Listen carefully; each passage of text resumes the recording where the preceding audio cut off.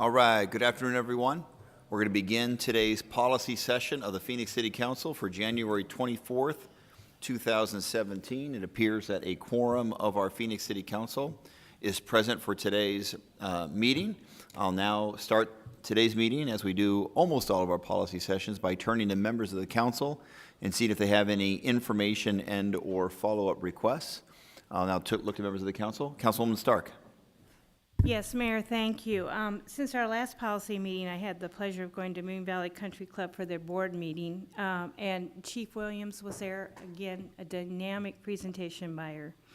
Also had a chance to go to the School Connect Summit, and I sat with the Paradise Valley School District at their table, and it was talking about how we as a community, how we partner together to make our schools stronger.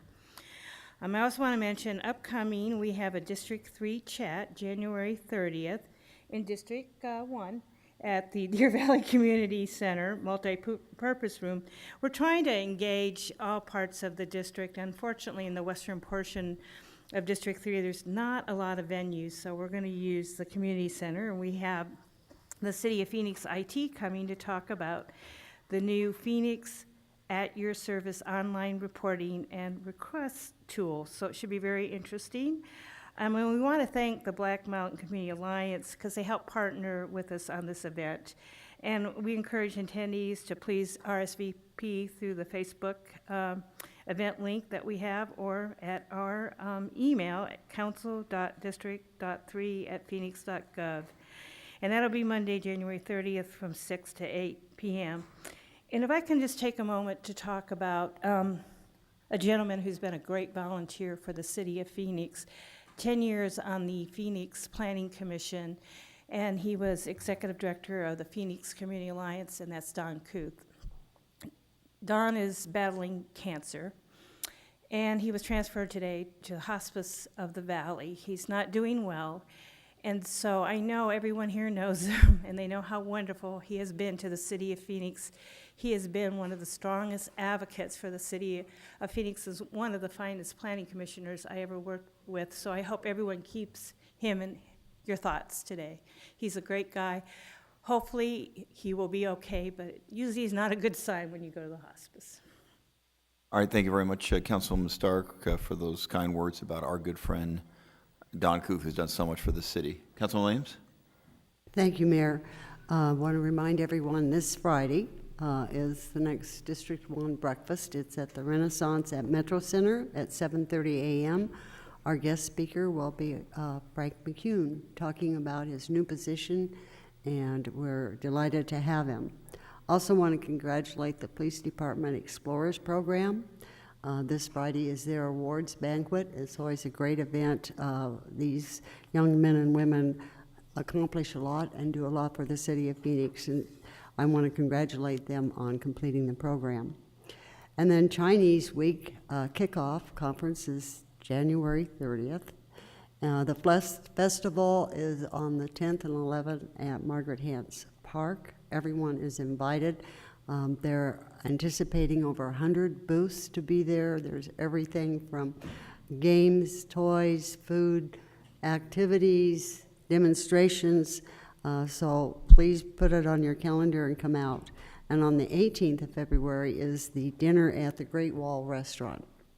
And the public is invited, so call Sister Cities for the information and reserve your seat. And last but not least, I want to congratulate Sal on his 29th birthday this Thursday. So happy birthday.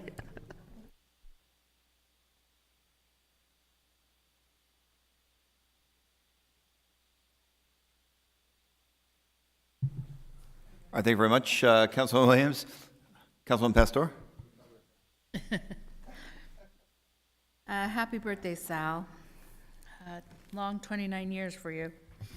And that's just our banter.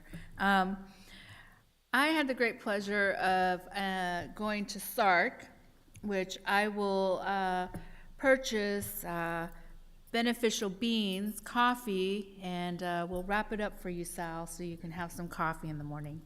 It's located on 16th Street, and it's right in the urban, between McDowell and Thomas, in the urban city where you have a garden in the back and you're able to go and you sign up, and you're able to receive fresh vegetables once a week, and then you're able to purchase coffee beans, or coffee.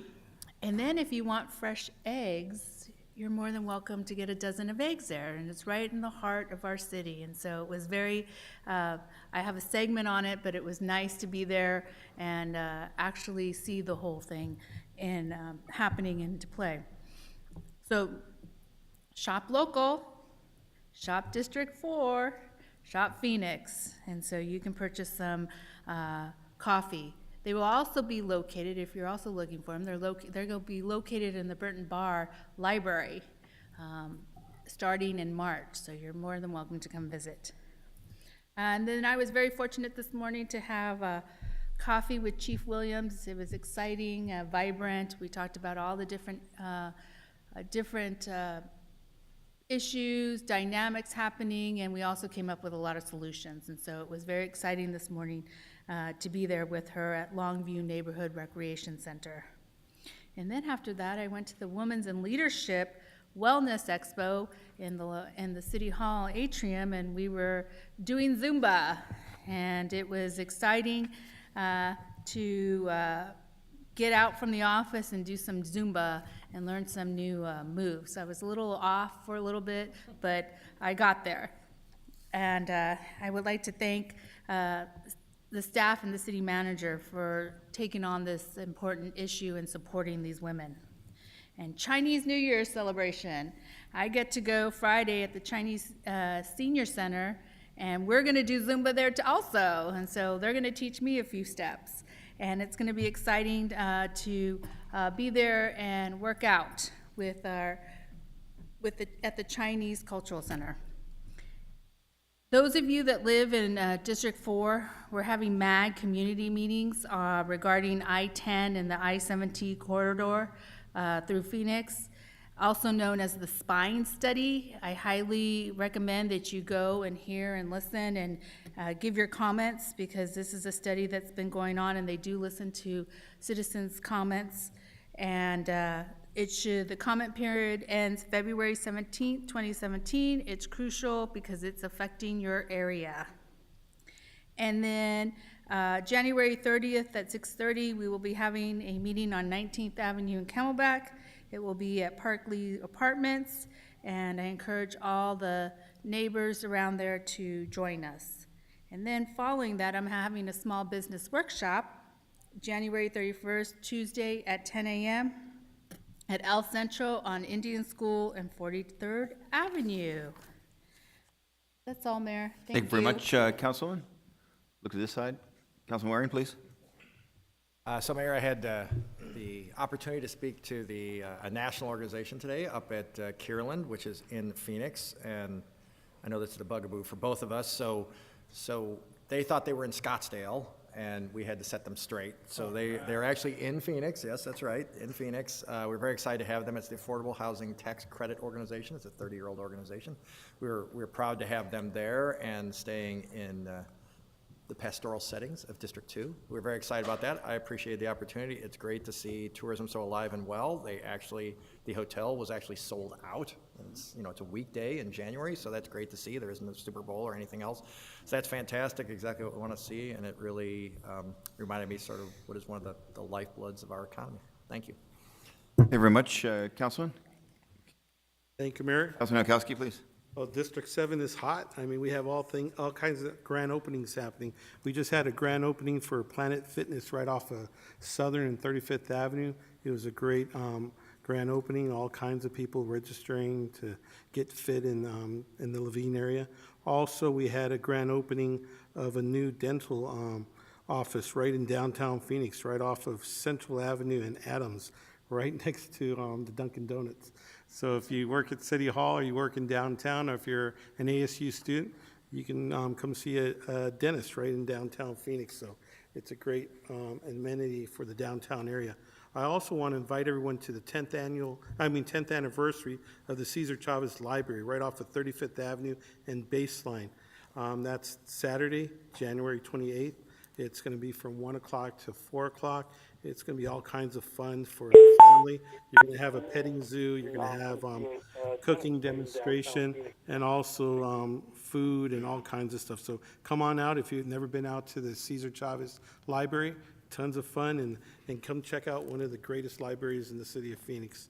Also, the Levine community is celebrating their 65th annual barbecue. Levine Barbecue, if you want some of the finest barbecue in town, come on down. That's actually on February 11th from 10 a.m. to 5 p.m. It's going to be at Corona Ranch right off of 29th Avenue and Baseline. If you've never been out to Corona Ranch, it's a family-owned ranch, and they have rodeos out there, and it's tons of fun, and you're going to have a chance to eat some of the great barbecue that's been being cooked for the last 65 years. So welcome to the 65th anniversary of the barbecue.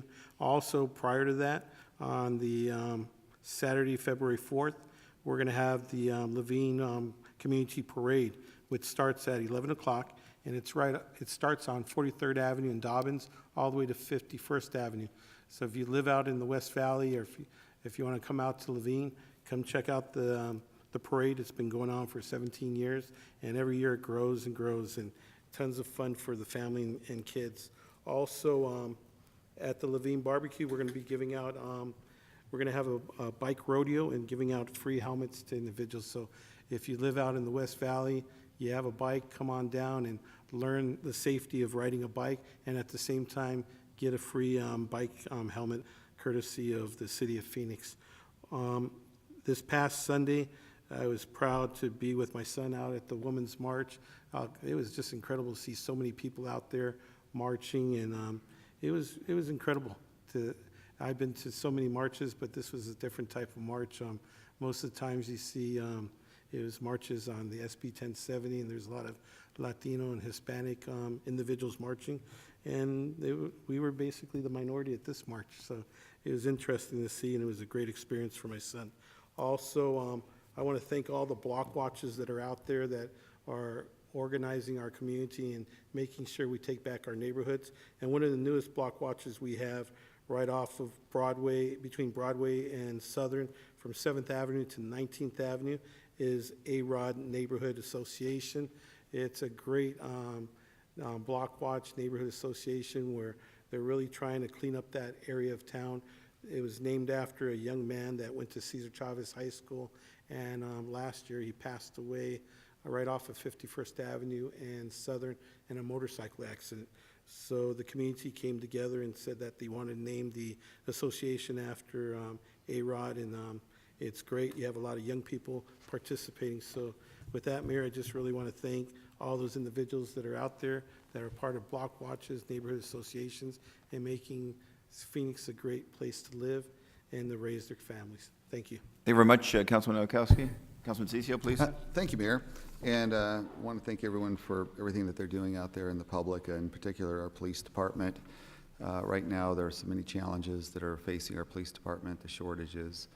I think our police chief's doing a fantastic job, but I hope that this year, 2017, turns out to be a year where the rhetoric stops.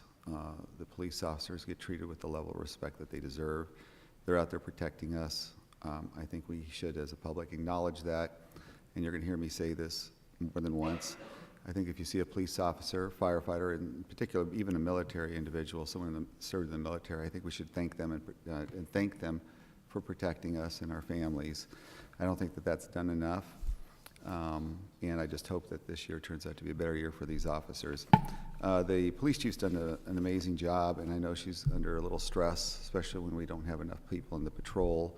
That's the backbone of our department. We have to have that, because if you're not out there when there's a crime being done, it's a problem. But we also have within our departments many specialized units, and I know there's others up here that have been concerned about how some of these units are going to be taken apart. In particular, the one that I'd like to bring up, and I got a letter from the Phoenix Law Enforcement Association. It was forwarded to me.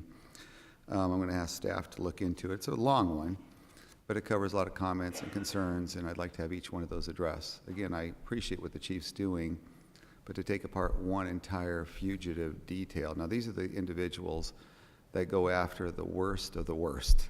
They take them off our streets. They're highly specialized.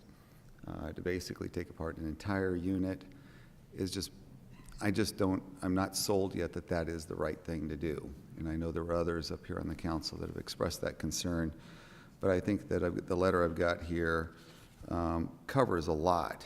And Ed, if you don't mind taking a look at that, you and I talked about it before the meeting. Really like you to take a serious look and address each of the concerns, each of the comments. And I know and acknowledge the fact that it's already going to be difficult we've got difficult decisions ahead of us, but again, this is one of those details that I don't know how we disband completely, and even with bringing in the SAU, the SWAT team in there, they're not specialized enough to be able to handle some of these, especially the type of work that they have to do. So I'll give you this report here.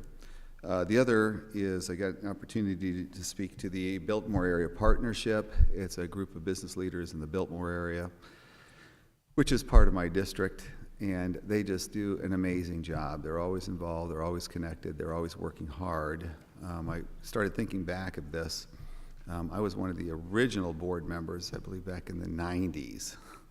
Talk about dated. So when Thelda's talking about my birthday, she knows how much I hate it. and Laura, thank you for the coffee, but I don't think you need me any more high-strung than I already am. So I try to avoid the caffeinated part anyways.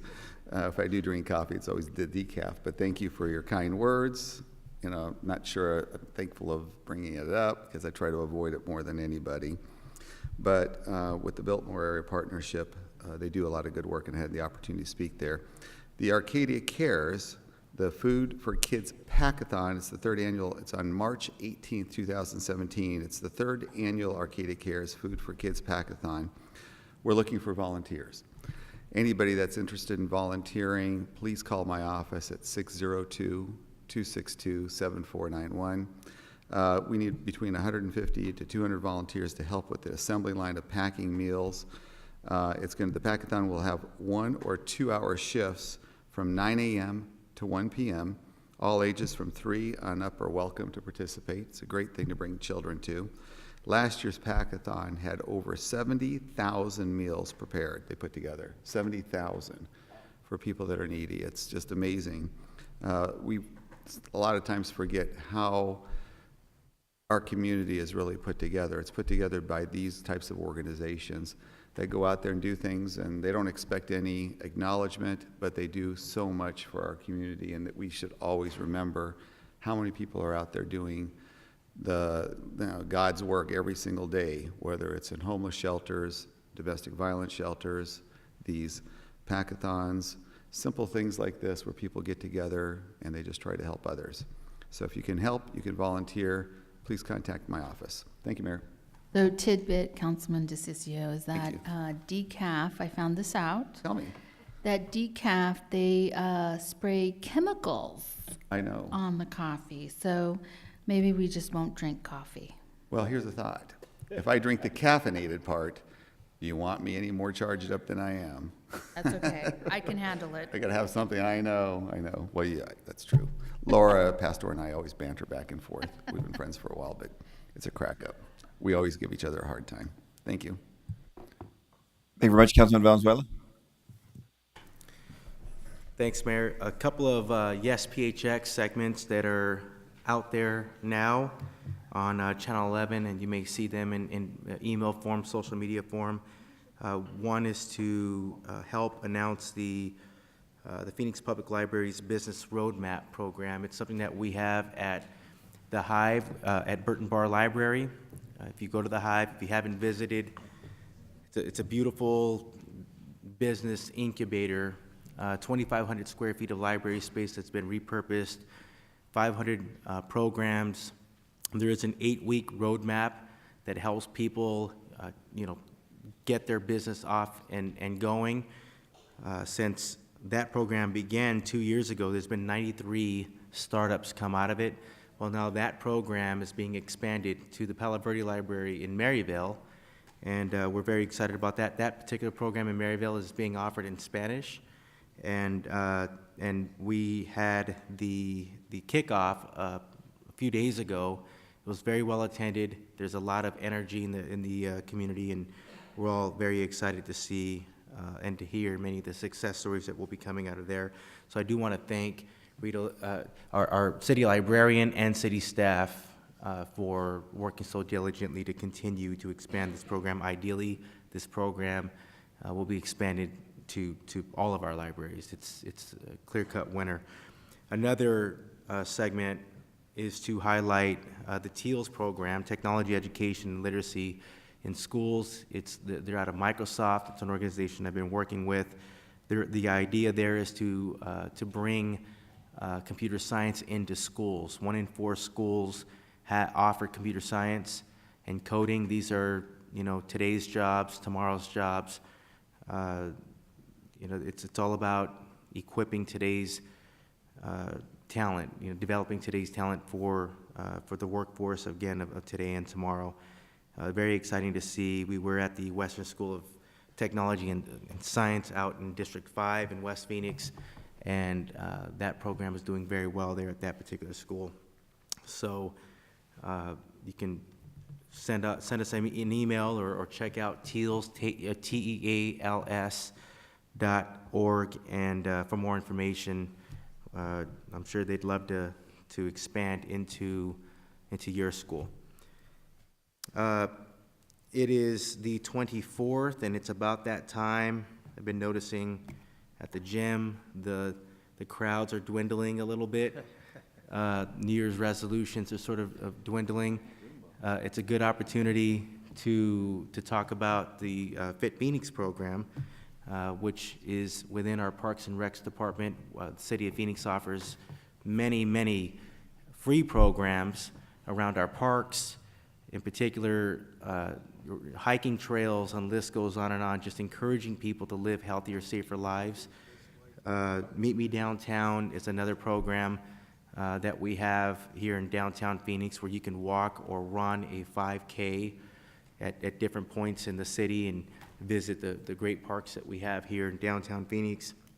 But if you want to get more information on that, you can just go to phoenix.gov and search Fit Phoenix, FITPHX.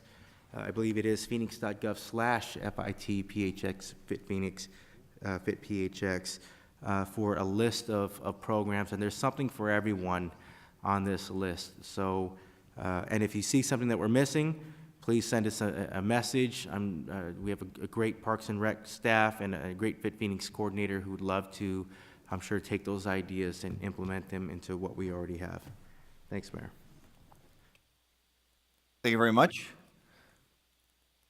And I think we have on the phone for the first. Yes. Michael Gallego, are you there? Michael?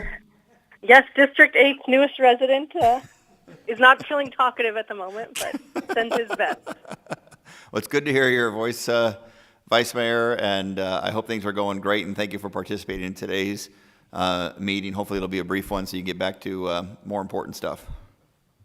Wonderful. Well, I'm glad to be here and wanted to send my thanks to everyone for helping welcome little Michael, and also wish one of my predecessors a happy, speaking of births, 90 years ago, Calvin Good was born, so wishing him a very happy birthday as he celebrates that milestone. Thank you very much, Vice Mayor. And the only thing I will add, we heard the unfortunate, very sad news about Don Koo, who's done so much for this community entering hospice. And I know all of us are praying hard for him. And you probably read about it already, but you know that we also lost a good friend in Jack August. Jack was just a legendary Arizonan, a great historian.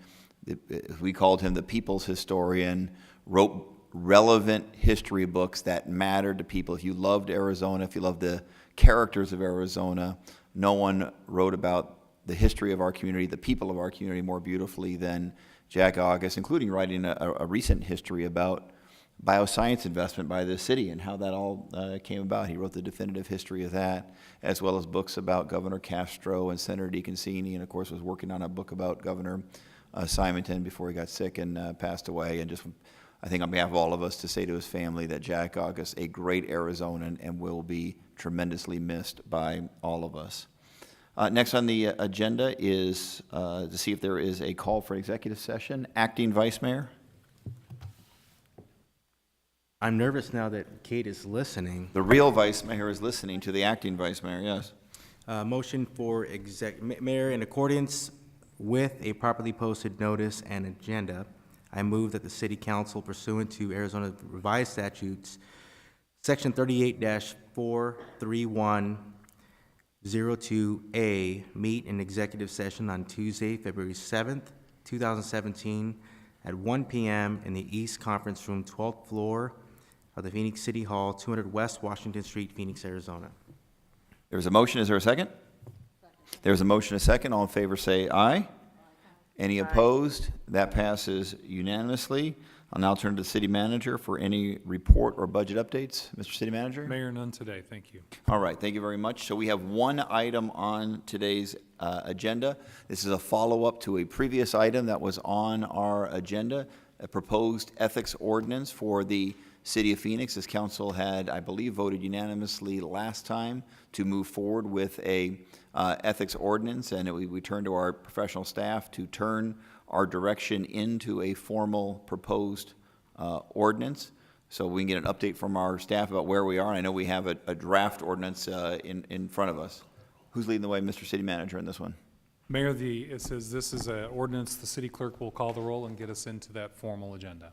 Oh, please. Councilman DeCiccio.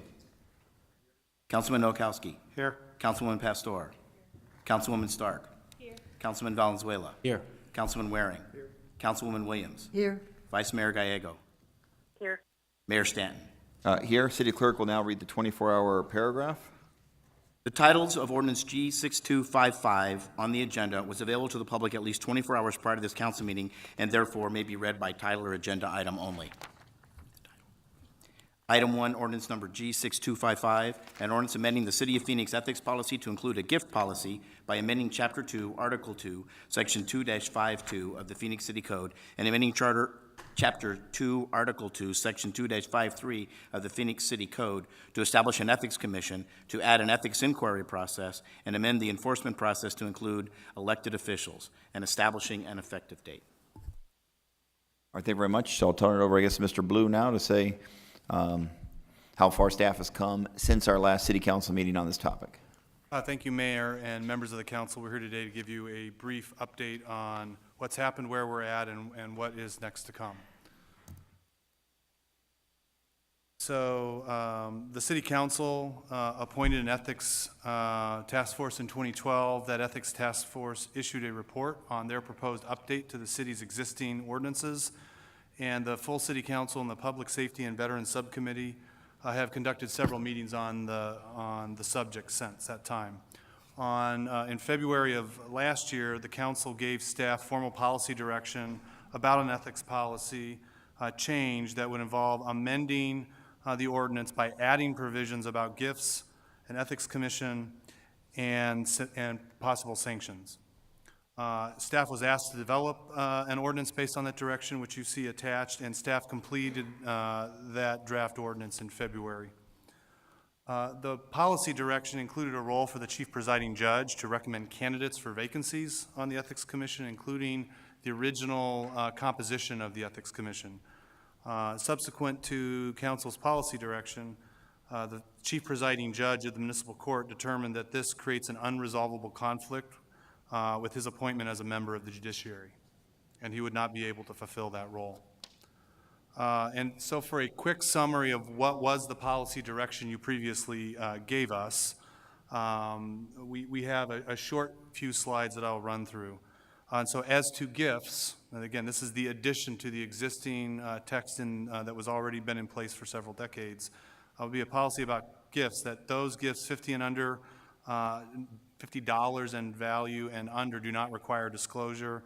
Gifts over $50 or with an unknown value have a disclosure. There will be a form that needs to be posted with the city clerk within 30 days of receipt of the gift, and a variety of exceptions existed to things that were not considered gifts. Examples of that would be outside employment, gifts from a relative, political campaign donations were not considered to be gifts. The commission was to be composed of 5 members, as 2 Democrats, 2 Republicans, and 1 independent.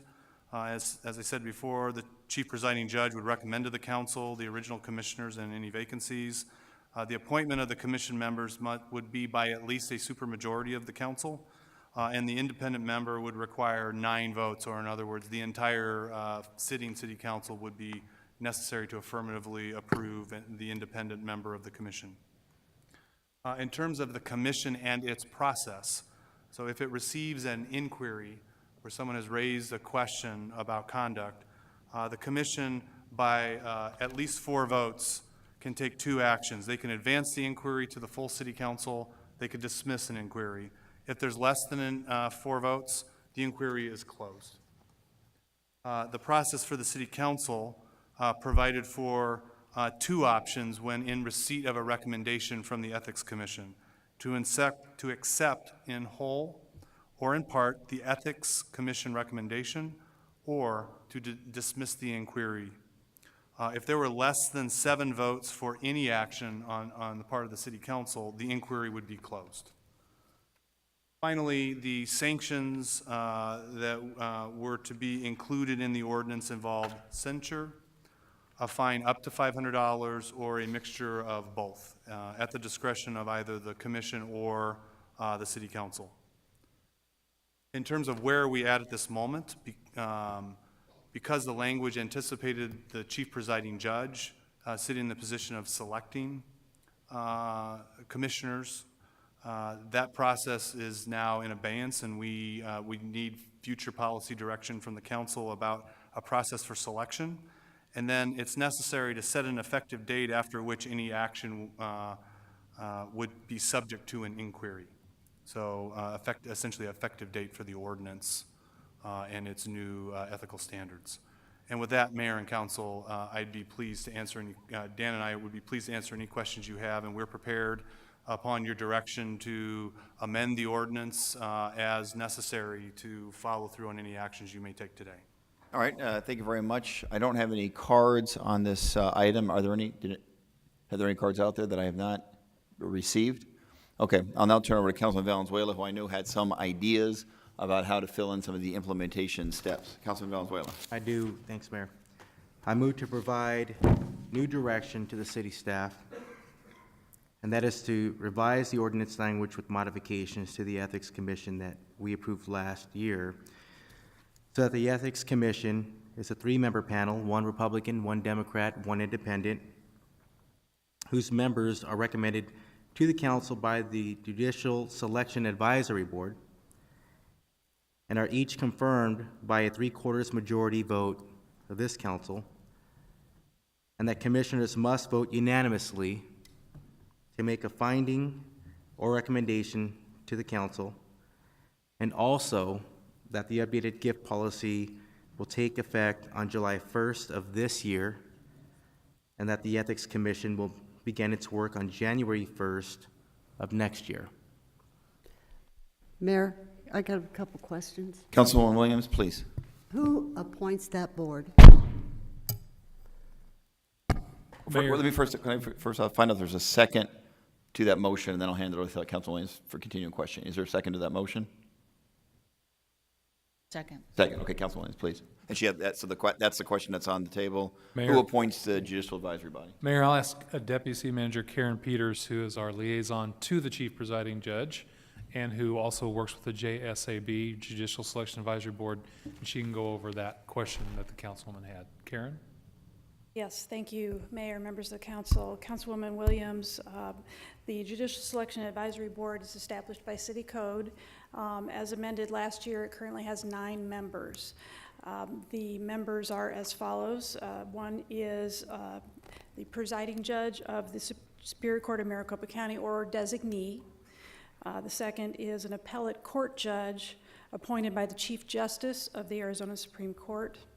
And then we have some additional members, a Phoenix resident who is a Maricopa County Bar Association member. The mayor is to choose from among 3 nominees from the Maricopa County Bar Association Board of Directors.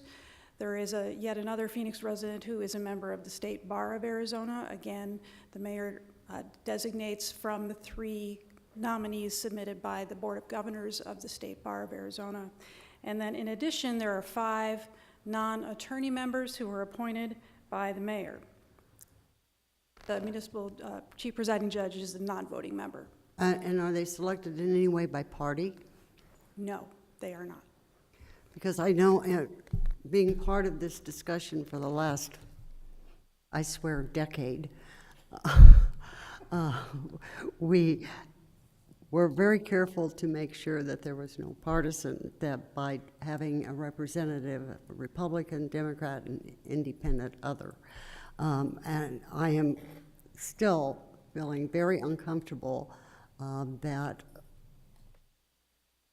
we're not going to be creating something that becomes, in this world, a political heyday.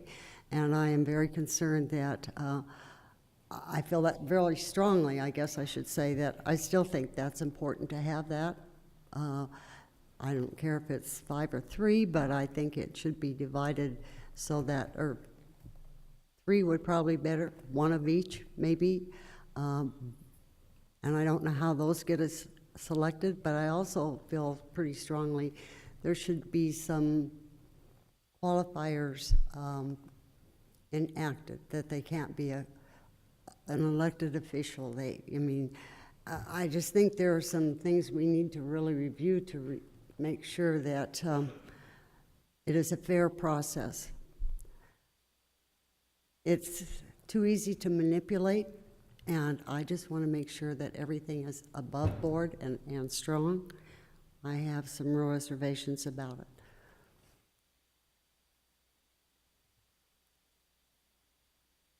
Okay. So there's a motion that's on the floor. Councilwoman Pastor, please.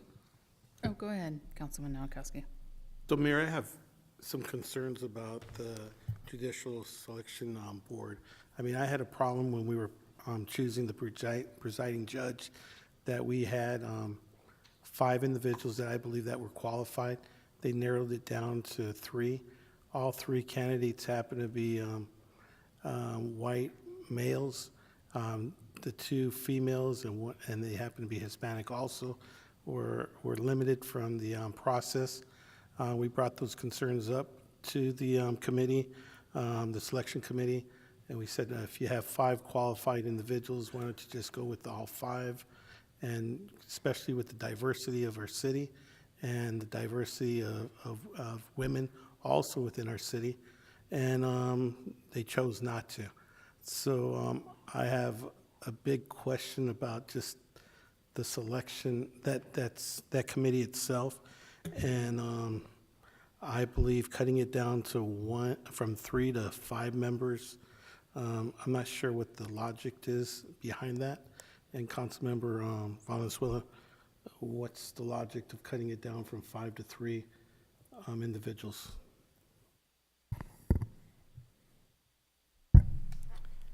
I figure if we're going to choose Republican, Democrat, and Independent, I think independents, if we're going to choose by a party, it's no secret that independents or that section of our community is continuing to grow, and they deserve just as much an opportunity as Republicans and Democrats do. And so I figure a panel of 3 would work just fine. And how about diversity in that committee, not just by party, but also by gender and by race? Is there? Yes, Mayor. Among the 3 individuals that we have. If I might. Having a committee of 5 or more, I believe you can have representation from more of a diverse group when you talk about women, minorities, and all that. So maybe increasing it to 6 and having 2-2-2, and having more of a diverse committee than limiting it to what happened with the judges, where there was no diversity at all. Yep. And that concerns me in a city where we have 40% of the population being Hispanic and probably 50 plus being women, and making sure that those 2 bodies are represented, right? Mayor, Councilwoman, or Councilman Noakowski, if I could, last year this council did amend the code so that members of the JSAB Diversity of the city's population is taken into account in appointments to the JSAB, as well as diversity of the city population being taken into account in appointment of judges. Certainly, appointment of, if there was a decision to have the JSAB nominate Ethics Commission members, that provision could apply as well. Thank you. I was just wondering if you have 3 members, that kind of limits the diversity of our city and the individuals that can actually sit on that board, if we can raise it to 6 or so.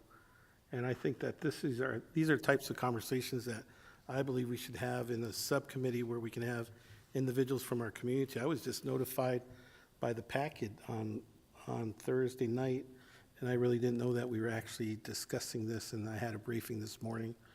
And it's just way too soon for me to actually sit down and cut it down from 5 members to 3 members, and making sure that the diversity of our city is represented in those 3 members. If we go that route, I don't think I can support 3 members. I don't think it'll be a good representation of the diversity of this great city of ours. Maybe if it's 6 members, I might be open to it, but still, I believe we need to vent this out in the community more, and I think it should be going through a subcommittee and allowing individuals to have a say-so in what the future of this committee should be. All right, thank you very much, Councilman Nowakowski. Councilwoman Pastor, please. How did we get to the JSAB, Judicial Selection Advisory Board? How was that chosen? What was the process in narrowing it down to this? Mayor, Councilmember Pastor, are you asking a question about how do we determine who is a member of the JSAB? No, how did you determine this board would do the selection? Staff did not. Okay. I think I can answer that question. I can further, and I would like to know who then. Well, the How was motion came this? from the council, so. Okay. Yeah, So it but I can came, say, but I certainly recommended it, obviously, when the chief presiding judge indicated that because of separation of powers issues, that he could not be in that position, where the thought process was, what would be the most fair body? If we're going to have an ethics commission, if we're going to have an ethics enforcement within the city of Phoenix, what would be the most fair body to do so? It was certainly my thought that in terms of a group that is above politics, if you will, it's appointed by this body. We vote on every single one of those members. We trust them to make recommendations as to our municipal court judges, that we could trust them to put good proposed members of an ethics commission. Obviously, we would have to vote on them. It has to be a 3/4 vote of this council pursuant to the proposal. But in terms of who would be the fair, most non-political body that we could find, that our judicial advisory body would be the right one. So certainly, the thought as to which body we could turn to for this advice came from myself. so I had a very similar experience, or I was part of the experience of the presiding judge. And in the whole process of the presiding judge, there was a certain point where those of us that were involved asked certain pointed questions. And it wasn't until afterwards that items were then included after the process of selecting a presiding judge, of looking at across the state what was included in state, is it state statute, Karen, or is it, I'm talking about the gender, I'm talking about religion, I'm talking about all of it. Mayor, Councilwoman Pastor, in looking toward amendments to be recommended to the council, we did look to the state constitution. Yes. Okay. To include that language. And so, as I understand it being it fair and neutral and everything else, but we did, at the end of the day, there was politics part of this process in the presiding judge. We made a request, we asked for a request for that process to expand the judges to 5 to include diversity. not only diversity of gender, but diversity of ethnic background, and there was a push-pull that happened. And I don't feel comfortable at this moment with this piece without really having a dialogue and understanding, or we can have a dialogue up here, understanding what's going to take place as once we pass a policy. So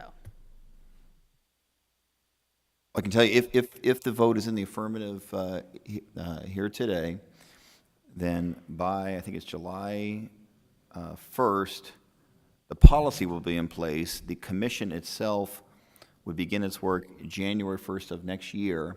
Any 3, or if we want to go with 5, whatever the appropriate amount of an ethics commission, would be recommended by the judicial advisory body, which is appointed or replaced by members of this body, us, and then any recommended individuals for the commission would come before this body and would have to be approved by a 3/4 vote of the city council before they became a member of the commission. I don't know of any other recommending process that has more protection or quote-unquote control by members by this council than a required 3/4 vote of folks recommended by this, what's intended to be as much as reasonably possible independent body.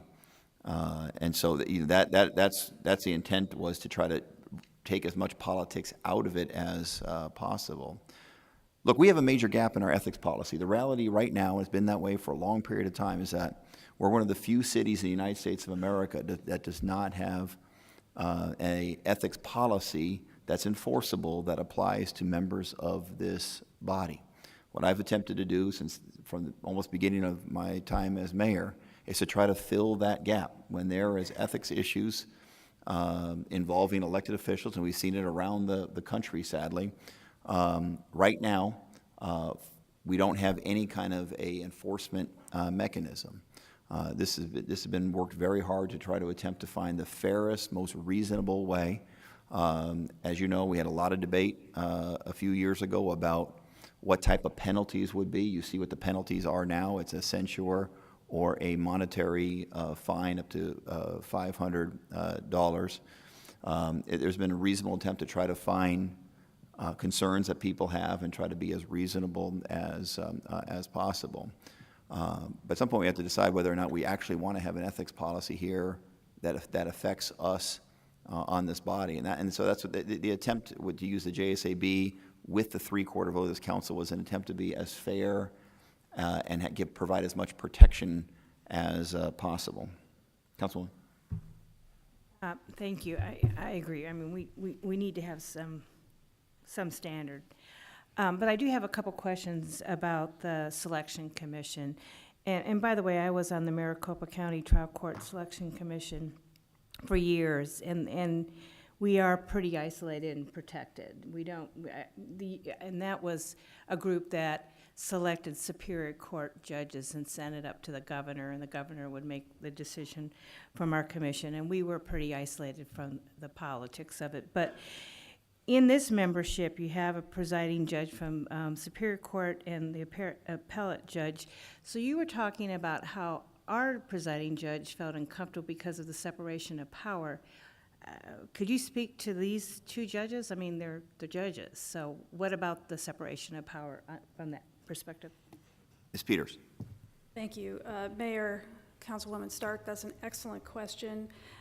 The issue is the application of the Arizona Code of Judicial Conduct, which does recommend that the judges act with the highest integrity to maintain the impartiality, et cetera, of the judiciary. Our municipal court chief presiding judge made this determination in consultation with staff from the Judicial Ethics Advisory Committee. The judges that are on the JSAB would have to make their own determination whether their positions give them sufficient separation. Thank you. Certainly, they could recuse themselves if that would be appropriate under these circumstances. Councilman Cicio, go ahead.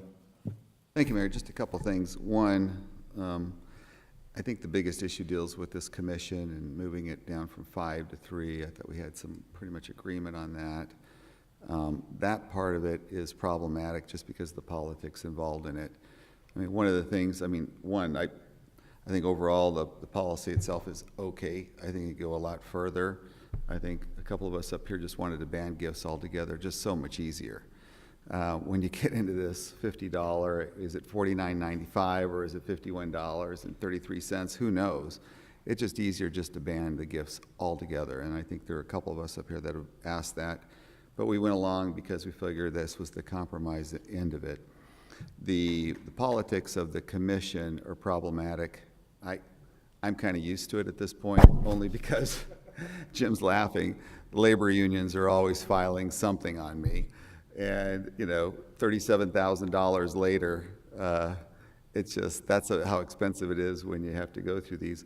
I mean, personally, I really think that once they file a frivolous complaint, and that's something that the commission could eventually look at, those individuals, if they're filing just to file against people, there should be a penalty. There should be something. I understand people have a right to petition the government. I get all that. But if it turns out to be so incredibly frivolous, then I just think that there needs to be some control on that, in the sense that individuals shouldn't be filing those kinds of things if they know it, just to harass people. I mean, Ed, you remember that case where Gary Verberg was involved in it. The unions sent 240 or 230 complaints. It was just insanity on its own, and every time you get those, you got to hire an attorney, you got to do all those things. So again, I personally, I think that the gift policy ought to be 0. I don't think that, $50 is even more than I think that people ought to be giving. It's just so much cleaner, so much more responsive to the taxpayers or the public. And then the real issue comes down to this proposed ethics policy. I thought we had an agreement, and a lot of us felt uncomfortable. From my end, it's not as much, because I kind of think I know how to deal with these guys now, these labor groups, these union guys. But the other part of it deals with the what happens. How does the $50? Who makes that determination? Is that based on cost? So if you go to a dinner, do you have to get a letter from? I can't remember. This all came as a surprise to all of us up here, just so the public knows. I didn't know. I was out of town. I was at the inauguration, so I didn't even know about it until Sunday night when I looked at my packet. So, this is a complete surprise that it came back like this, and now it's even more surprise that there's changes being made on the fly, but without anyone thinking about it. Who makes the determination on the $50? How is that determined? Mayor, Councilman DeCiccio, I think the provision provides for a value under 50, a value over 50, and a value unknown. And so 50 is presumed to be cost. So if there is a face value of a ticket, it is what it is to an event, or some product that has a mug, presumably pretty expensive mug to be over 50. So I think it will be a matter of cost. And then if it's unknown, you can just simply articulate that there's an unknown price, disclose the gift, and the matter will be completed. Is at that point, I think most of these will probably be the unknowns, because it's just hard to make that determination what the true cost is of some of these. So, Mary, I do want to ask you this. You do get 3 appointments to the committee. Are those your appointments that will be on here, or how does that work? I like you, but I don't think anyone up here should be the main determiner of who those appointments are going to be. I think the Judicial Advisory Body works like virtually every other commission at the City of Phoenix, in which I will place names on an agenda, and then it has to be voted on by the council. Now, normally it would be a majority vote of the council. Because of concerns raised by yourself and others on this body, we, as the part of the proposed motion, have raised the requirement now to be appointed to the Ethics Commission. It would take a vote, a 3/4 vote. It had to take at least 7 aye votes in order to place that person on the commission. So I don't think it's a fair characterization to suggest that I put him on the commission. I may put a name on the agenda, but it would have to be voted on by 7 or more members of the Phoenix City Council. Well, and Mayor, just a point here too. I mean, we, as a council, give you a lot of deference as to the appointments you put out there. It may not be you, it may be another mayor, that end up putting people on there that are more politically inclined. I mean, if there was a way to have you and one member of the opposing party, one member of your party on there to where you could work it together and come up with those names, that would be more agreeable. The concern is the politics of it, Mayor. Yeah, I want to be sure it's clear. I won't be appointing people to the Ethics Commission. I make recommendations to the judicial advisory body that are voted on by this council. That body, described by Councilwoman Stark to the equivalent of the Maricopa County judicial body, which they do remain independent. I don't think anybody on this body has ever attempted to influence our judicial advisory body. That entity would then provide names to us. That name, for the Ethics Commission, that name would have to be voted on by 7 or more. Essentially, it would provide, for those that are concerned about the issues that you're bringing up, it would provide more protection than any other commission in the City of Phoenix system. And Mayor, I appreciate that, but it's a weighted amount that get on that committee.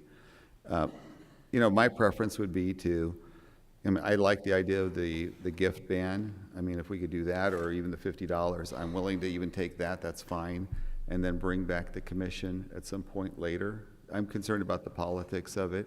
I'm concerned that the fact that some of these can be frivolously put together, because I know what that's like. And, I've been blessed in life where I've got the ability to be able to take care of that. But I think there are people in the future, not just us, that are going to have a hard time having to hire an attorney every time they turn around. I mean, it's just not that cheap. I mean, one letter costs you $1,500. Just to turn in a letter, it's $1,500 by the time you're done with it. So, and that's just a response back to, and you don't want to do that yourself. Guarantee you'd never want to do these things yourself. All right, thank you very much. Councilman Williams? Thank you, Mayor. And it doesn't mean that in any way this conversation reflects on you, the Mayor. This goes way down the road and future mayors. And I'm concerned that we're going to have frivolous allegations. That, I mean, there is no way on earth that I could pay $40,000 to defend myself. I just absolutely couldn't. And what happens then? I mean, I think that discourages people from running in the future, unless you're a lawyer or wealthy. I am very concerned about that. I just feel that this could really be used as a political tool unless there's better safeguards put in here, that it is a non-political, that it is, if we're going to have people on a 3 or 5 member, whatever commission, that one, they're residents of Phoenix, they're not a precinct committeeman, they're not an elected official, that we have some safeguards to protect people, not just sitting here, but future people, because if we don't have some penalty for launching inquiries that are fraudulent or whatever, however you want to phrase it, I just think that's wrong. I think there needs to be penalties like you said, that, there's, I don't know if it's a $500 fine and you have to reimburse for any attorney fees that were expended to discourage people. And when you look around at the news today and social media, you have all this non-true articles just flying everywhere. And I think it is a sign of the times, and I think we need to recognize that and protect people, not just sitting here, but in the future. I don't think that's going to go away quickly.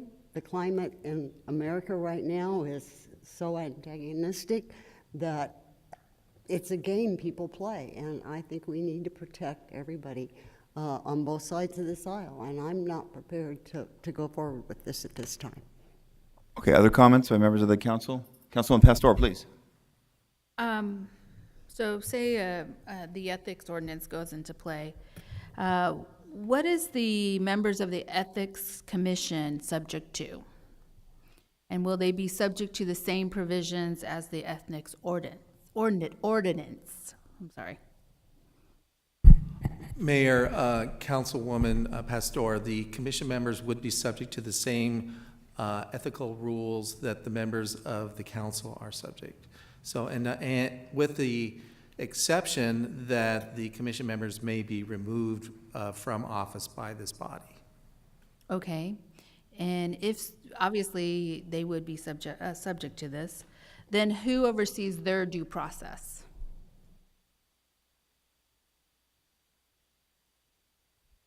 Mayor, Councilwoman Pastor, as far as a commission that would oversee a member, it's this body that actually currently under existing city code, it's actually, this body oversees the process for the removal of any commission, board member, or committee member.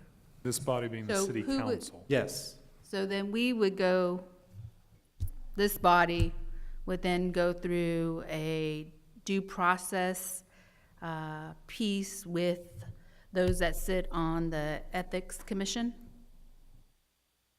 That's how I'm understanding it.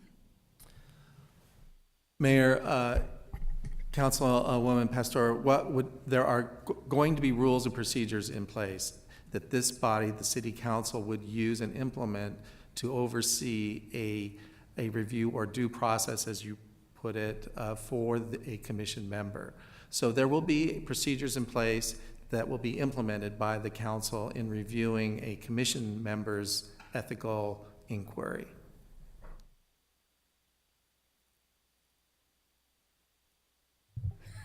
I'm sorry. But I'm just a little confused because if, obviously, they sit on the Ethics Commission and there could be a frivolous complaint about someone sitting on there, and then we then do an investigation on that person. Is that what I'm hearing? Mayor, Councilwoman Pastor, yeah, so in other words, the city council would review the particular Ethics Commission members, the inquiry related to that. And if the council deems it to be frivolous, this council could summarily, quickly dismiss it. Or if this council believes that there may be reason to further investigate it, they can authorize staff or the office of the city attorney or some other body to look into it. So there are a number of options that are laid out already in the process. And many of those, actually the city code very summarily or very briefly addresses this issue now. So commission, council, or commission, board members, and committee members are already subject to a process that's laid out in the city code. So that part of it is not new. Correct. But what I'm saying is now, once we pass this, they will be subjected to this. Yes? No? Yes, that is correct. Yes. Okay, and so now, I guess where I'm going, what is the due process for them? Obviously, there's a frivolous complaint or regarding the Ethics Commission, and then where's their due process? It comes to us? Mayor, Councilwoman Pastor, for any commission of the city council today, it comes to you, right now. Okay, thank you. I believe at a previous meeting on this, it was the request of this council by an 8-to-1 vote that this body become the final decider about whether or not there's any penalty taken under the ethics policy. So, in terms of I know that obviously there's been concern about this, and that's fair. But the layers of protection, if you will, first, any members of the judicial advisory body have to be approved by this body. Second, any members of the ethics commission that's recommended by the judicial advisory committee have to be approved by this body by a 3/4 vote. Finally, any recommendation as to any penalty by the Ethics Commission has to be approved by this body. There is no commission process that I'm aware of in the time that I've been involved in public life that has that many layers of protection to address the concerns that some members of the council. at the end of the day, you'll never come up with a system in which, as long as we're the ones doing some of the recommending, in which someone couldn't raise some level of concern. In my opinion, the fundamental issue is whether or not we actually want to have an ethics policy that would, in fact, apply to us as elected officials. If we don't move forward with this and we decide not to do it, it may be the case, we would be, at least the cities that we're aware of, one of the only cities in the country in which we don't have an ethics policy. Obviously, we saw this play out in Congress just a few weeks ago, in which members of Congress were concerned about some of these issues, suggested that they take away the independent ethics body. There was huge public outcry, and of course, they decided not to move forward. They kept the independent ethics commission in place. So this is very commonplace around the country to have ethics policies that would apply to the body, and we're one of the few that I'm aware of that where we actually don't have an enforceable ethics policy that involves the elected officials. And so that's why I think it was appropriate that we move forward. In the now number of years that we've been dealing with this, I think myself and my office tried to be as listen to the concerns of members of the body, take them into account in applying the policy. Arguably, the critique of the policy, if passed, would be that it's too weak. But that being said, in an effort to try to find common ground and compromise, that was the attempt to try to propose the policy that is put forward here today. So let's see if there's any other. We have a motion on the table. We have a please, Councilman Ware, please. So, Karen, this passed about a year ago, February, I think, so 11 months. February 9th. February 9th, thank you. We spoke so shortly thereafter about the judge can't do it. So that was probably 10 months ago. Never heard another word about it. Would have thought maybe somebody would bring it back and say, hey, we couldn't do that, so here's this other alternative. I always look at these green sheets kind of weeks in advance, so I knew we were doing this for quite some time. Talked to staff, talked to the city manager at the time. What are we doing? Did they work that out? What happened? To my surprise, they didn't know. Well, who does know? Well, we don't really know. We just know it's going to be on an agenda. That is, when we talk about fairness, that is different than any other briefing or issue I can remember in my 5 years here, 5.5. So I had my briefing this morning, about 3 hours ago, if you can call it that, because a staffer from the mayor's office had briefed me, didn't really seem to know a whole lot about it. Of course, I don't remember a lot about it because it was a year ago. What we haven't talked about is, what does this actually do again? I am shocked that any of you, frankly, would want the Judicial Selection Board, or whatever it's called, after that thing with the judges. I'm the guy who called one of the people Councilman Nowakowski was talking about who got turned down. I'm sorry, she had more credentials than any of the rest, and she got shot down, didn't even make the final three. It was kind of an embarrassment for me, actually. Another member and I had actually said, hey, you know, you'd be great, da-da-da-da-da. Don't even know if she's a Republican, whatever. And I was a little surprised. So I'm a little surprised we're going back to the same well. I'm a little surprised we're calling it some independent body. I guess we're now going to be put in the awkward position of rounding up votes to vote against citizen volunteers. If we're uncomfortable with that, I agree with Sal. We have been very deferential. I voted for people I otherwise wouldn't have thought about voting for at all because I figure this is a process. We all get the choice. Certainly going to revisit that. We talk a lot about fairness, but look down the road. I'm a Republican. Sal's a Republican. Felda's a Republican. A year ago, there was another Republican. So now it's 6-3. The audience is thinking, I don't really care. Well, you might if you were in my shoes, because Felda's termed in 2019 and Sal is termed in 2021. This will actually affect my decision if I should be fortunate enough to win voter support this particular year. I would think long and hard about whether I'd want to be on a potentially, because Felda's predecessor was a Democrat, and Sal's district, no offense, Sal, you're a champion, but is winnable probably by a Democrat. It could be 8-1. It could be 8-1, and the mayor had it before. So there's precedent in both cases. Immediate predecessors were both there. It could be 8-1. You think I want to sit here 8-1 with, no offense to any of you, but pretty much all Democrats deciding who's going to be on this body that's going to pick my potential judges? That doesn't sound fair to me. Given the fact that nobody seemed to think it was important to tell any of us about this, really in any kind of timely fashion. This has been different than every other issue, basically. It's like, here it is. Now, I do look at the paperwork, so I did know it was coming. Couldn't get an answer for staff. Didn't feel like I had to go trundling down to the mayor's office ask for a briefing. I thought it might come to me, and it did this morning. That's a little late in the game to have any kind of productive conversation. So I do have concerns. I would certainly appreciate Councilman Nowakowski's comments about more people, not just 3. He's absolutely right. You want to talk about diversity? You want to talk about sharing the wealth? Have 7 or 8 be the deciders. Have 2 Republicans, 2 Democrats, and 3 independents. I think that actually reflects more the diversity in Arizona among registered voters. Don't have the Judicial Selection Committee be the ones picking it when 3 of the members are selected basically by the mayor. I mean, we sign off on it, but now are we supposed to vote against it? And remember, there will be no break. Whatever you guys think of me, however tired you get of me talking about fiscal accountability, whatever, I think we all agree in a democracy there is some benefit to having an alternate view up here. And you are going to drive that right into the dirt with this, because there is probably no way I would suggest to somebody, yes, you want to be on that body, putting yourself in legal peril, because Sal raises an excellent point. I could spend $40,000 on a lawyer maybe, but what I'm not willing to go do is go ask Mrs. Waring, can I spend $40,000 of our money to hire a lawyer so I keep my job that spends a little bit more? That doesn't make any sense. Nobody wants to have that conversation.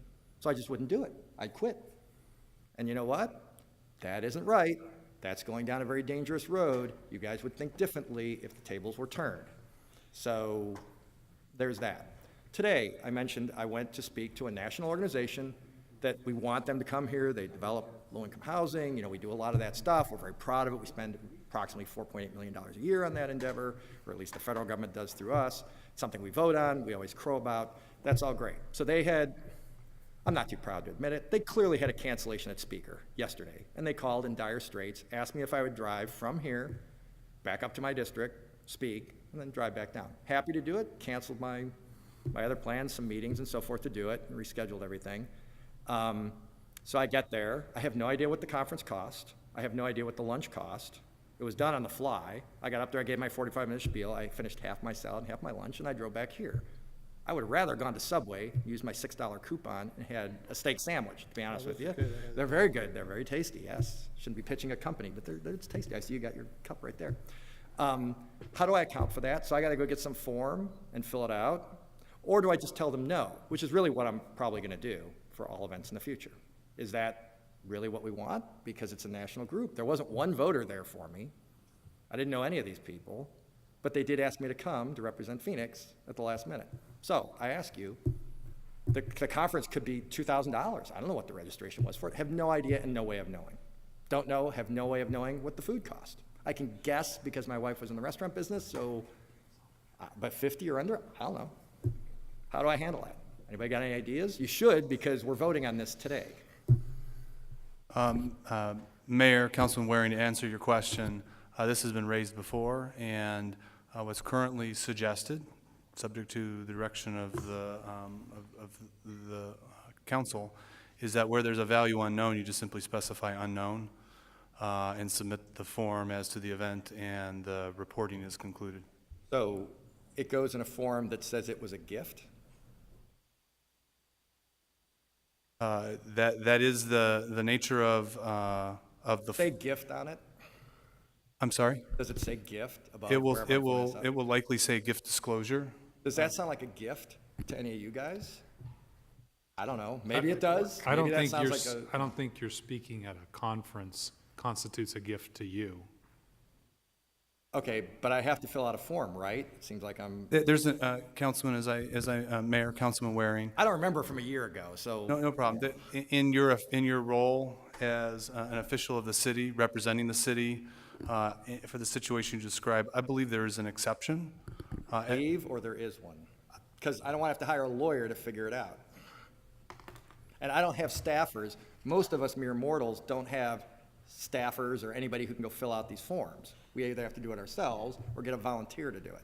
So there is a community event exception, and a community event means an event, activity, or function located in Arizona and sponsored by the City of Phoenix, a nonprofit organization, a professional association, a business association, a charitable organization, et cetera, or a community organizing that puts an event on and that you attend is provided to be an exception to something being considered a gift. So you think this falls into the exceptions?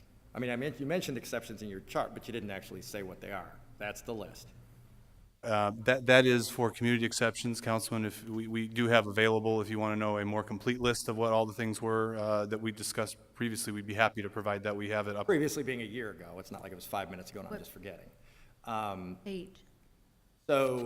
So I have some concerns about the fairness of it. I have some concerns about the forms, but if we're going to do forms, I guess we might as well do forms, and I'd like to add to the forms, if I may. Make that motion, I guess, in a second. Okay, I'll just say it. So the city buys tables at events and so forth, correct? Yes, sir. Does the city report this anywhere? That would be a function of the city, so it would be a business activity of the city of Phoenix, and so it would not be considered a gift. Okay. So dinners, entertaining, trips, all that, that's not getting reported, even if we go to it. Because I think people might see that more as a gift than the situation I just described, where I'm driving back and forth to speak at a conference for out-of-towners. So I think we should add that. I think that should definitely be on the form. If you're going to stuff like that, that should be on the form. So I'd like that. We'll put that in motion form later. Office budgets. So I definitely think we should add using office budgets for travel, food, memberships, and education. Right now, that's not written down anywhere, right? Again, I think the public might see the use of tax dollars in that fashion as a more compelling thing to talk about than the other. Well, I guess I'd say what you spend your office budget on is a public record. So if you use your office budget to travel or purchase something, there is a record of that in the city's financial system. It's Easily actually accessible on by the checkbook. citizens? Yeah, it's in the city's financial checkbook that's online.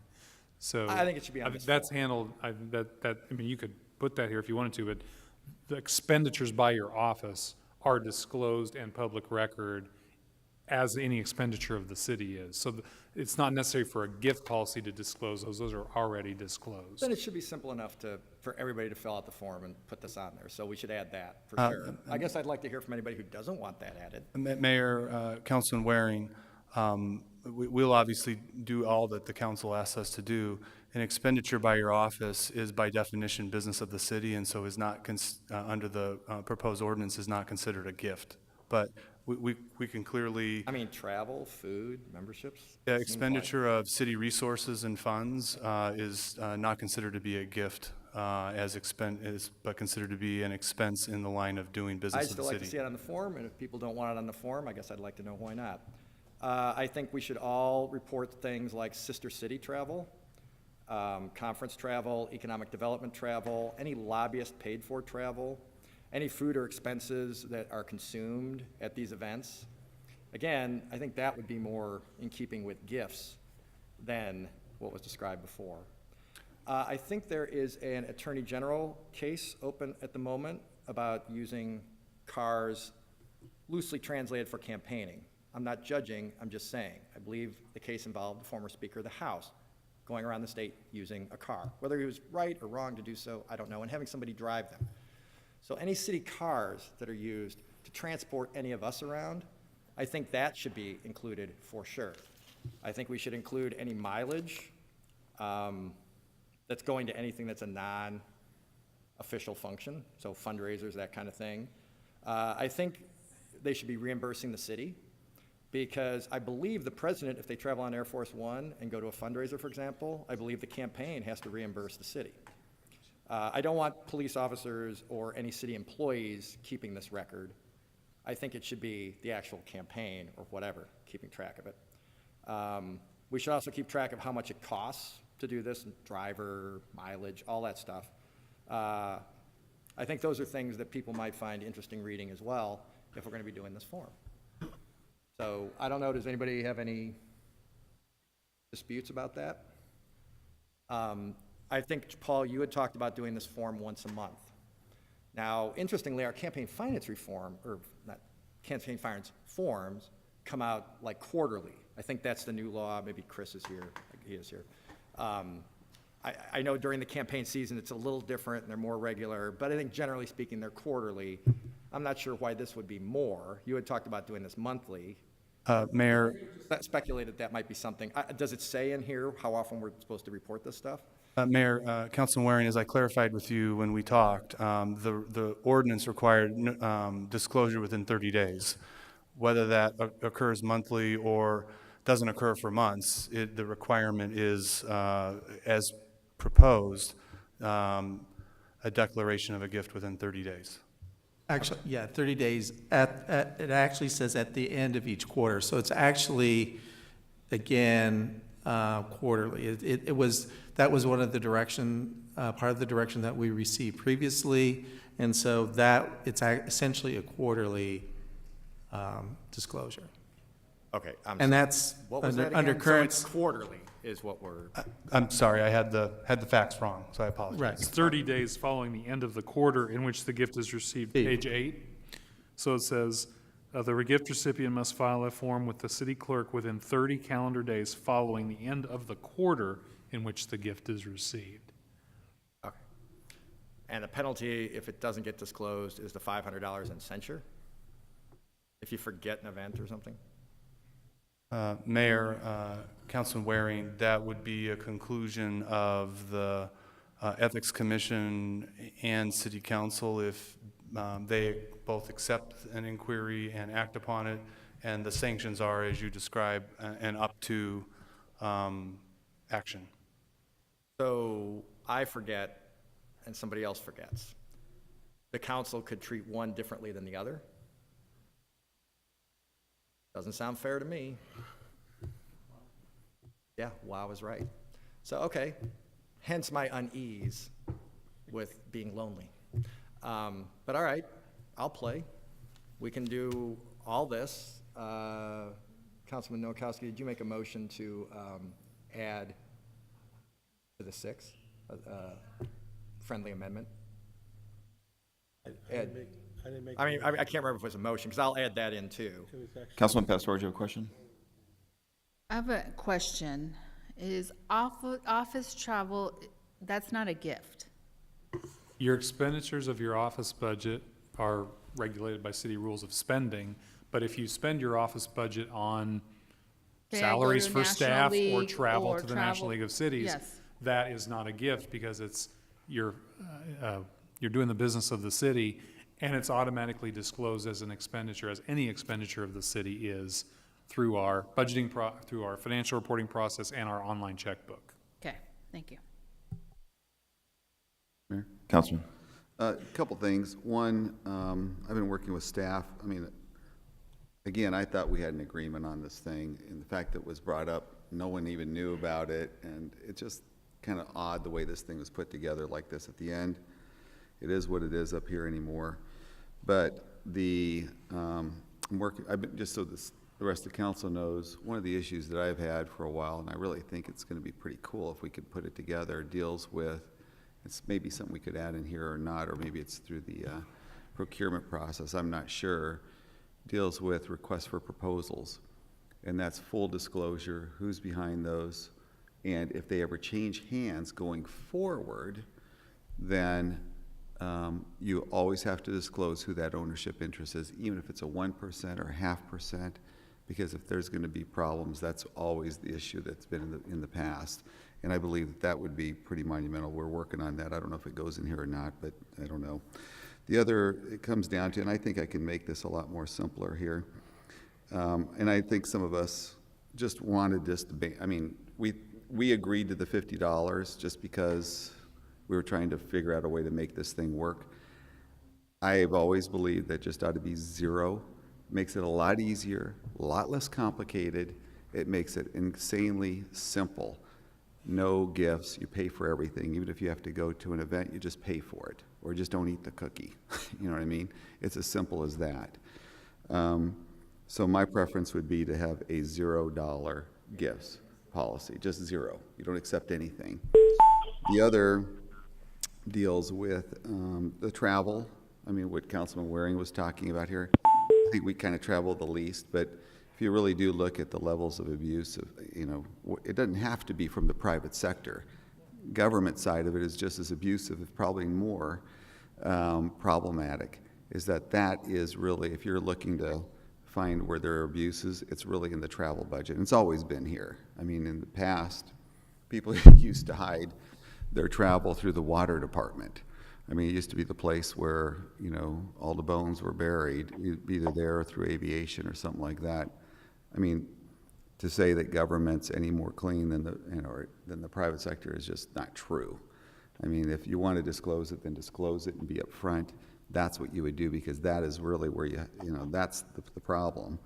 So I'm going to make an alternative motion here. I think it's going to be a lot simpler, a lot cleaner. Go ahead, Jim. Oh, you have more? Okay, but can I make I don't want to lose the floor. Do you mind? I was just going to go for a zero gift policy. Oh. All right, Councilman Williams? Mayor, I was going to make a substitute motion because Please. I just don't think we're ready today. I really don't. I think there's too many questions out there. I can understand what Councilman Waring's saying. I don't agree with everything he said, but I think he really raises some legitimate questions. Likewise with Councilman Nowakowski. I'm not sure I agree with Councilman DeCiccio because we debated the $50 forever, it seems like. But I really would like to have maybe some future options. Send this back to staff and say, come up with something.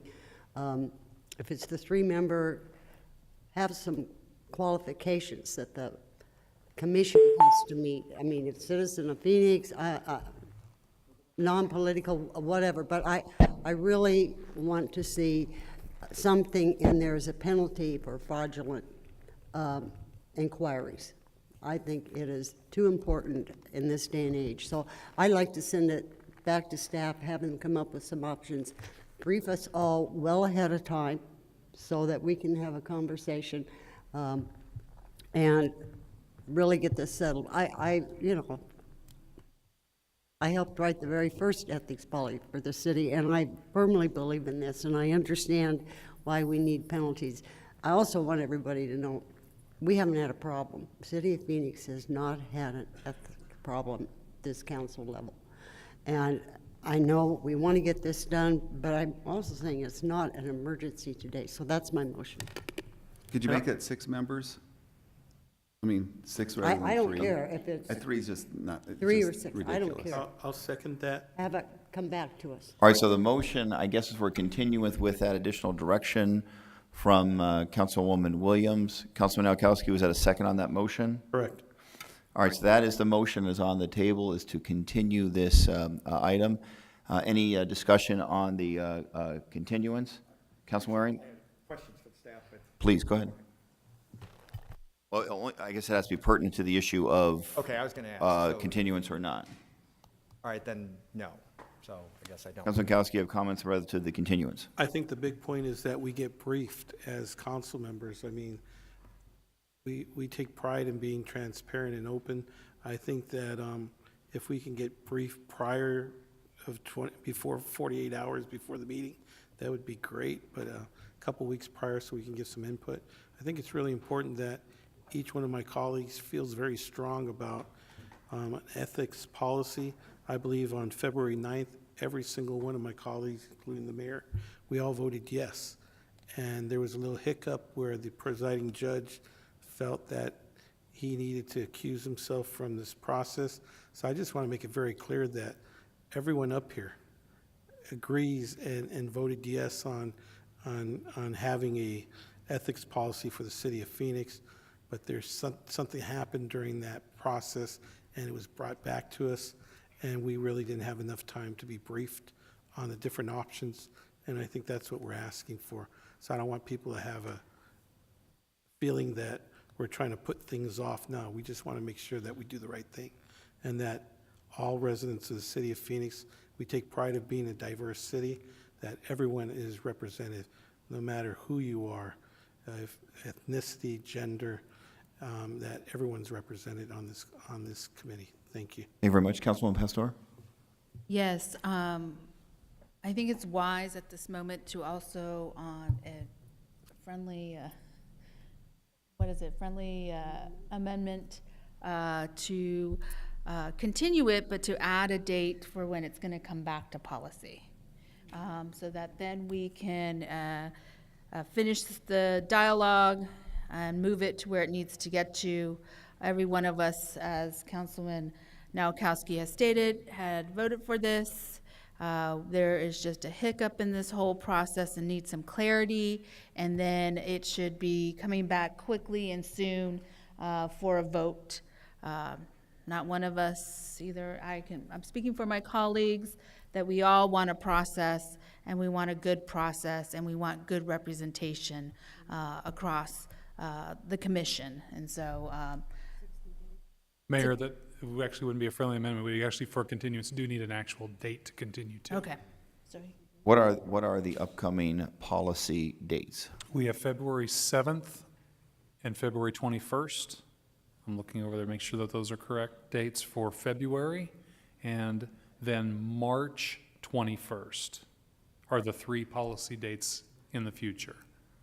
Mayor, can I amend mine to say March 21st or whatever? You made the motion, so it's not even an amendment. This is just a fulfilling the, clarification? continuing with the, clarifying the motion. Go ahead. So what day do you want? Whatever the March date was, did you say 21st? March 21st is a policy date. All right. And I'll accept that as the second. All right, so the March 21st is the proposed policy session. Councilman Waring? So I'm still interested in the items that I brought up. I think to say, I agree with Sal, to say that the public wouldn't be interested in all this government-related travel is wrong. The use of the car, the plane trips, and so forth. The idea that that's fine because it's taxpayer money, I think we've got this tipped on our head. So I definitely think that stuff should be added. I'm hoping that the subcommittee will discuss it. I'm not on the subcommittee, so you've got my list. I hope that that's brought up. I guess if any of this isn't added, I'd want to know why. I guess I'd be curious why at one level of government, potentially somebody might be prosecuted for the use of city resources. At another, it's just apparently going to be considered a government thing. I don't know how we would explain that to people if somebody actually had the wherewithal to ask. So I guess I would hope it wasn't included in my motion, but I would certainly hope those are things that be discussed in full in the subcommittee. Mayor? So is that Okay, no, I I mean, think, what happens to this now that I brought it up? I Can think they the bring up anything at the subcommittee? to clarity, I think the request of the motion maker was that we look at the size of the commission. Certainly as mayor, my preference is 3 members, but if it goes to 5, that's perfectly fine, as long as there's independence with the commission. That's very important to me, and I think that was the intent of the motion, would have staff make a recommendation about whether the size of the panel should stay at the recommended 3 or get to 5, whether the judicial advisory body is the right body to make a recommendation to this council. The Judicial Advisory Committee was a good faith attempt to keep it as non-political and independent as possible. And then third, what I heard was a request to come up with a proposed recommendation about what to do about frivolous complaints and whether there might be any sort of penalty for one or more multiple frivolous complaints, which is a common refrain we've heard from members of the council. That's my impression of what the maker of the motion wanted the staff to come back with a recommendation. Can I ask a follow-up to that, though? So it's limited to just that? They can't discuss anything else? Mayor, if I can. So a continuance means that this is going to come back to you as presented today. What was presented today was not what the motion was. So the council will need to have that dialogue on the 21st as part of this. We can provide research to members about that, but staff is not going to bring back a whole new ordinance with all of those things because you have continued this item to that date. Does that make sense? Okay, so you said council on, I think it was March 21st? Is that the date? City council meeting on March 21st I is thought what that the was motion I thought that was continuance. I thought that was a subcommittee. That's council meeting. That's the So full city somewhere in there, council. they're going to, I'm guessing that one or more members of the council are going Thought to that's what come you with want. some additional thoughts as to the makeup of the proposed panel, who should make the recommendation, and whether there should be any, quote, penalty for frivolous complaints and what that penalty might be. I'm assuming that's where some of these ideas, Councilman Marion, obviously you have some additional ideas, and you're obviously free to bring up those issues at the next meeting. Councilman DeCiccio, please. Thank you, Mayor. And I think one of the things that the motion maker made too is the type of qualifications for the individuals. Don't forget about that. So that's part of it. I mean, I would hope that we're not going to exclude, I mean, now that we've kind of thought basically broken the agreement, I'd like to go back to the zero gift ban. I would like us to at least explore that because I think it's so much cleaner. It's so much simpler.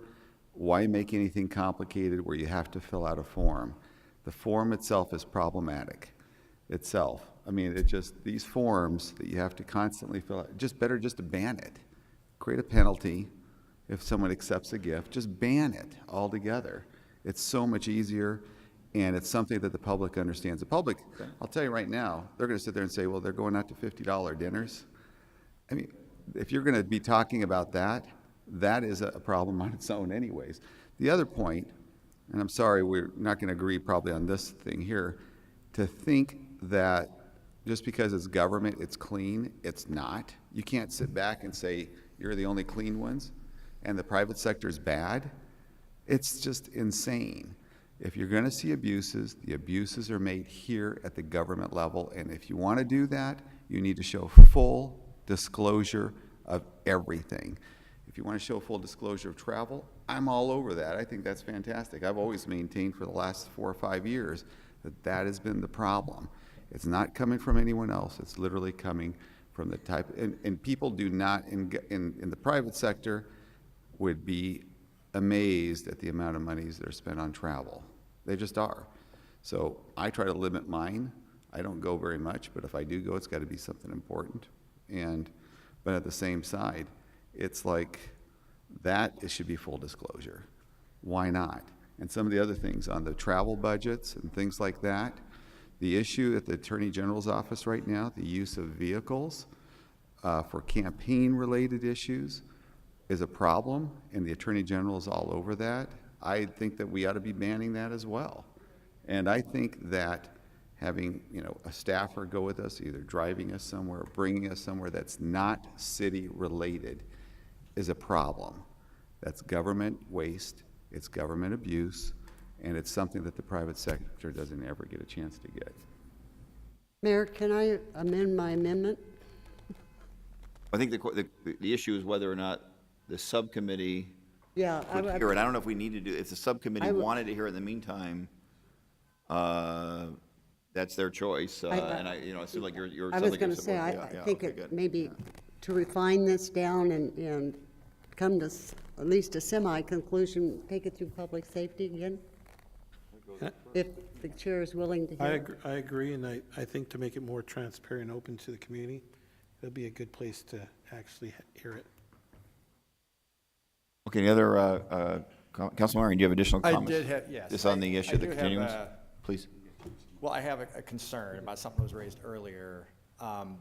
So our volunteers are our volunteers. So I'd hate to be in a position starting to vote against them because they may be judging me. That's a whole separate issue. An issue came up recently at Village Planning. Ed's aware of it. One of the members was complaining about, I guess, things that were going on. I took it to Ed because that's my recourse. Ed, I think you discussed it with Alan. I think the lawyers got involved. They discussed it with the member of planning. But I think you said earlier, our volunteers are subject to this too, so they would also be potentially, is that correct? There's a definition. Can you point to the page to them? Go ahead, Dan. I'm concerned we won't have any more volunteers if they do the same analysis some of us are doing about attorneys and Page so 7 of your Yeah. packet is a volunteer definition. Right, so a volunteer is a person or, other than a board member or an elected official that provides their services without compensation and serves as a hearing officer, an intern, an extern, a contractor, vendor, or otherwise serves in the administrative offices of an elected official, the city manager, or a City of Phoenix department head. It does not include a block watch. And so in other words, it's those volunteers that serve in a capacity that they make some sort of decision or involved in decision-making. So like village planning. That's a No. board member. That's So not a they're volunteer. They're excluded. No, a board member is, under this provides, excuse me, a board member and elected officials are governed by the same set of rules, so it does apply. So this applies to village planning members. Yes, it Okay, does. so we had a complaint just recently, I assume not meritorious, but well-intentioned. And I assume the people who were doing whatever they were doing, well-intentioned. I never really got even the full story. It's not my place. I passed it along when I got the complaint. But, you know, I do think maybe, you know, we're all people who are in this, obviously. That's another thing about, by the way, your volunteers on your board. Nobody is going to volunteer to be on your ethics board who isn't interested in politics and has some kind of axe to grind one way or the other. So the idea that they're just going to be completely nonpartisan, no interest in this, but I think I'll be on that doesn't make any sense. So you're definitely going to have very interested people who probably have defined opinions about all of us up here and probably a lot of you guys as well. But the village planning people and folks like that, I just think at some point you're talking about really public chastisement, public embarrassment. I mean, if they're doing something criminal, okay, but they are volunteers, and I'm a little bit, are they really getting lumped in with us? That just doesn't seem totally appropriate. Is there a different way to address that? Just for the subcommittee's purposes. They can have that discussion, and then we'll see what comes back. But I don't know that that's a completely, unless they're doing something egregious. I mean, and it sounds like they are not exempt. And I kind of have enough problems getting people sometimes to apply and do it to begin with. May I ask So again, Mayor, Please. Councilman Waring. So currently, volunteers, board members, they're governed by the existing ethics policy. That already applies. We've talked about the definition of volunteer. We've talked about the definition of board member. What the current proposed ordinance, as directed by this city council, provides, it says the disclosure requirements as provided in this subsection do not apply to board members and they do not apply to volunteers.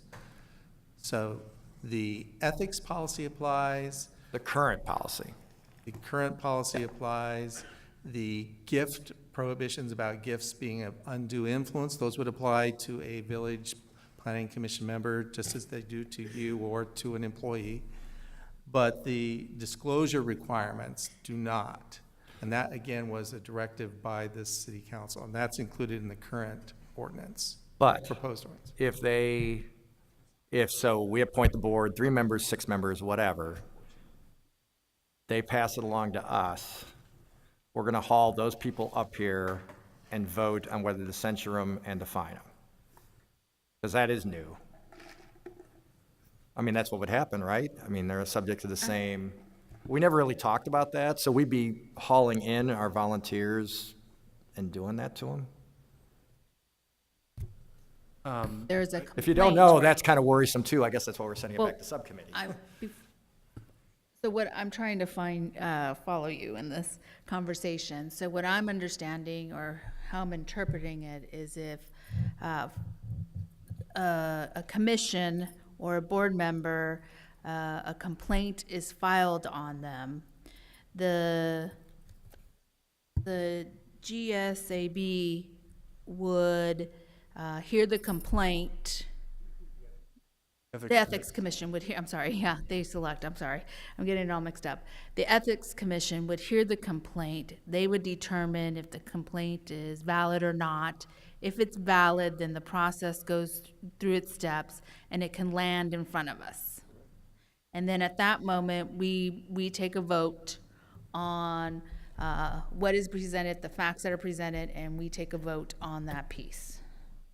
That is correct. The one Okay. thing I want to clarify is, Mayor, Council, that elected officials and board and commission members are in a category together.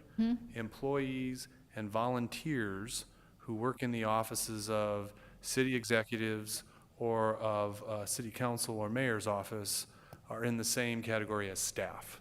And so the discipline that's associated with a violation of the ethics policy is subject to the city managers, as currently written in the ordinance, and with your direction, is followed through as the city manager ordinarily conducts discipline. And so board and commission members, someone raised the planning commission, those individuals and the elected officials both are subject to the inquiry process of the ethics commission, and ultimately, if it goes there, the city council. And they are sworn in the same way we're sworn in, or take an oath?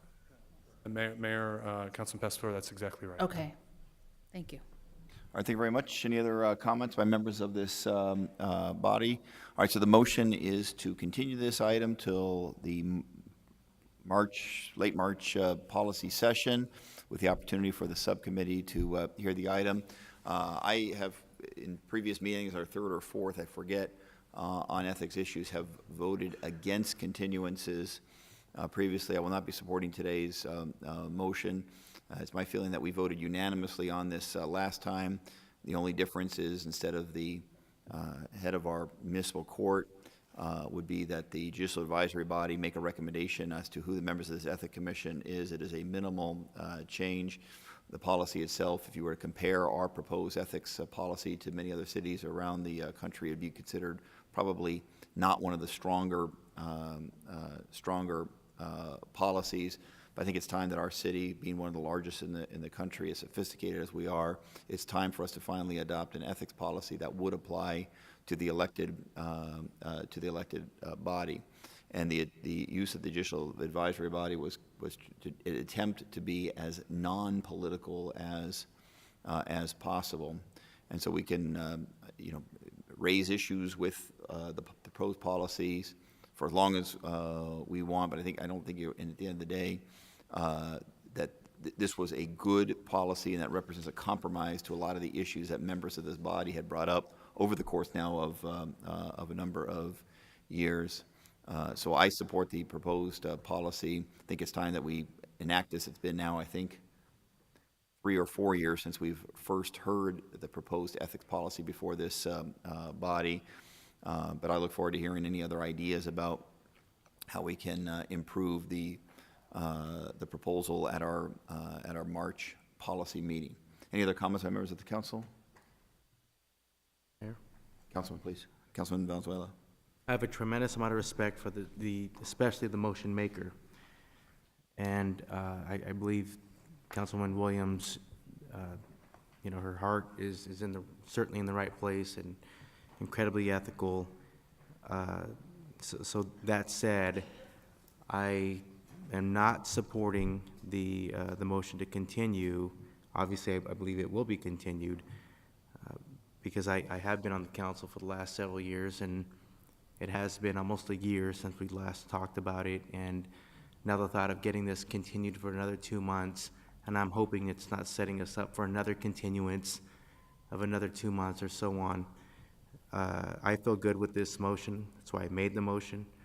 And so that said, I won't be supporting the motion to continue, but I will, if that is the will of the consensus on this council, I will continue to stay engaged and involved. Having an ethics policy is absolutely the right thing to do. And, it's time that we do lead by example here. All right. With that, Councilman Nowakowski, please. Mayor, I'm going to be supporting the continuance. I believe it needs to be open and transparent. I think council members need to be briefed on it. We represent the body, the city of Phoenix. I want to make sure that there's representation on this selection, on this ethics committee that represents the whole city of Phoenix. I believe limiting it to 3 people limits the diversity of that committee. I'm open to having 2 Democrats, 2 Republicans, maybe 3 independents, and making sure that there is more diversity of our city and it reflects the true Phoenix. And that's why I'm open to having a more transparent and more of a conversation on the process itself. And I believe each one of my colleagues is supportive of the policy. We all voted for it. I think now we're in a situation where our presiding judge had to step back, and now we need to make sure that we have the right process lined up to make sure that there's an enforcement policy there. Thank you very much. Councilman Waring? Thank you. So this is not the same thing that we all voted for. I think it was, well, Deborah Stark wasn't here, but 8 of us voted for last year. It's changed rather appreciably, and I knew it was going to change 10 months ago. 10 months ago, I believe, Karen, you sat in my office. It's not your fault. You told me that we can't do it this way. We'll get back to you. So the delay is not the fault of anyone here, except, I guess, the people pushing this. So we could have had another vote on this, 9 months ago or something. That's not our fault. I don't know how we're owning that. We voted for this, and then it changed. Cut the number of people, which was something that was specifically discussed, I believe, at the last meeting a year ago, that we'd like to see more rather than less. I don't see why that's a problem at all. It's not like this is a commission that they're going to have a hard time getting a quorum, or it's going to meet all the time, hopefully. I certainly hope that we're going to be adding some of the things I talked about. If you're going to do this, do it right. I also hope that maybe volunteers' mistakes don't get lumped in with this. I just think that's a little overkill. But to say this is somehow our fault is wrong, particularly since all of us, save one, have already voted for something similar. It wasn't maybe the best. I still have my concerns about fairness. But when you start arbitrarily, nobody asked me, and nobody was clearly interested, because I heard about it again today at noon or something. It sounds like everybody else didn't even have that opportunity. If you want to just change the number from 5 to 3, it might have been nice to, at least I heard that before today, since it's been a year. It might have been nice if I had heard we were changing it to this other model, which I think I heard yesterday, only because I've been checking with the staffers because I knew this was coming. So it's not really the same thing. It's been changed in rather broad fashions. It's a totally different, it was a person, now it's a totally different group whose names are relatively unfamiliar to me, 3 of whom are appointed by somebody of the other party. I explained that has some issues. That seemed to get brushed off, but it's definitely an issue if you were sitting in my seat. And we've reduced the number of people that they're picking. Those are some fairly substantive changes. But I'm happy to vote for the thing today if we include 6 people or 7 people on the commission, and we include the stuff that I mentioned, which I think the public would be very interested in, and I definitely think should be highlighted, particularly given the Attorney General's interest in this at a different level of government. So I'll vote for the continuance today. But please keep in mind, the delay is not any council member's fault, and it's also not something that I think was necessary. Could have been handled a lot better. Thank you. Okay, thank you very much, Councilman. Any other comments before we vote on the motion to continue? All right, all in favor say aye. Aye. Any opposed say no. No.